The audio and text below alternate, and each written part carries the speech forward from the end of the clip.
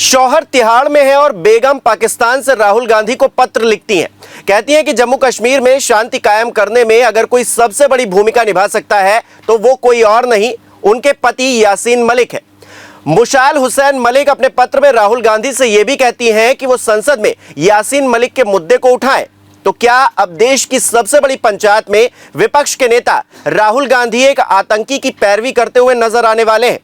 यह सवाल अहम इसलिए भी है क्योंकि कांग्रेस की ही सरकार थी जब अलगाववादी यासीन मलिक कश्मीर को आजादी के नाम पर खुलेआम लोगों को बरगलाने का काम करता था।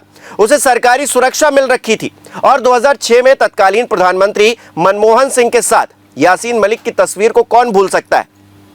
कहने का मतलब सिर्फ इतना है कि कांग्रेस और यासीन मलिक की नजदीकियां किसी से छिपी हुई नहीं है और अब कई लोगों का हत्यारा यासीन मलिक की बेगम मुशाल हुसैन मलिक का राहुल गांधी को पत्र लिखना, क्या यह कोई संयोग है? बहरहाल मानवाधिकार और महिला सशक्तिकरण के मुद्दे पर पाकिस्तान के पूर्व प्रधानमंत्री की सलाहकार रह चुकी मुशाल ने अपने पत्र में क्या लिखा है उस पर भी जरा गौर फरमा लीजिए। मुशाल लिखती हैं, यासीन मलिक पर 35 साल पुराने केस में भारत के खिलाफ जंग छेड़ने का मुकदमा चलाया जा रहा है। एनआईए उसके खिलाफ दर्ज मनगढ़ंत मामलों में मौत की सजा सुनाने के लिए मांग कर रही है। यासीन के केस पर चर्चा हो, राहुल गांधी जी आप अपने high moral and political power का इस्तेमाल कीजिए। जम्मू कश्मीर में दिखावटी नहीं बल्कि वास्तविक शांति कायम करने का जरिया यासीन मलिक बन सकता है। यासीन मलिक जेल में अमानवीय व्यवहार के विरोध में 2 नवंबर से अनिश्चितकालीन भूख हड़ताल पर है। ये उस शख्स की जिंदगी को खतरे में डालना है जिसने हथियार छोड़कर अहिंसा का रास्ता चुना है।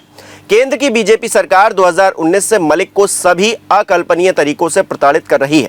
ये सारी बातें यासीन मलिक के लिए लिखी गई हैं, उस यासीन मलिक के लिए जो 1987 के आसपास कश्मीरी मुस्लिमों को आजादी के नाम पर हिंसा का रास्ता बताया करता था, कश्मीरी हिंदुओं को चुन चुन कर मारने और उन्हें कश्मीर छोड़ने पर मजबूर किया करता था। यासीन मलिक पर आरोप है कि उसने अपने साथियों के साथ मिलकर 8 दिसंबर 1989 को तत्कालीन केंद्रीय गृह मंत्री और जम्मू कश्मीर के पूर्व मुख्यमंत्री मुफ्ती मोहम्मद सईद की छोटी बेटी रूबिया सईद का अपहरण किया।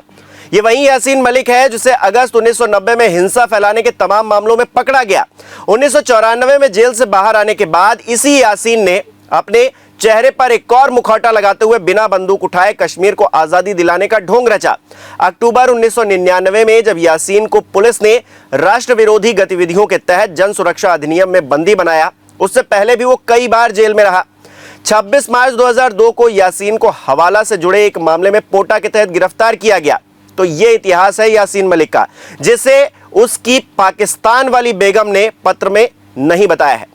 हालांकि राहुल गांधी को अच्छे से पता होगा कि यासीन मलिक कौन है और अब जब जम्मू कश्मीर में शांति की लहर दौड़ रही है तब उसमें खलल डालने वालों की पैरवी उन्हें किस तरह भारी पड़ सकती है, यह भी उन्हें पता होगा। सोचिए, एक शख्स जिसने 2013 में पाकिस्तान में लश्कर तैयबा के सरगना हाफिज सईद के साथ मिलकर सुरक्षा बलों पर आम कश्मीरियों के मानवाधिकार के हनन का आरोप लगाते हुए धरना दिया, उसकी बेगम हिंदुस्तान की संसद में विपक्ष के नेता राहुल गांधी से उम्मीद कर रही हैं कि वो यासीन मलिक को जेल से बाहर निकालने में मदद करेंगे, उनकी पैरवी करेंगे।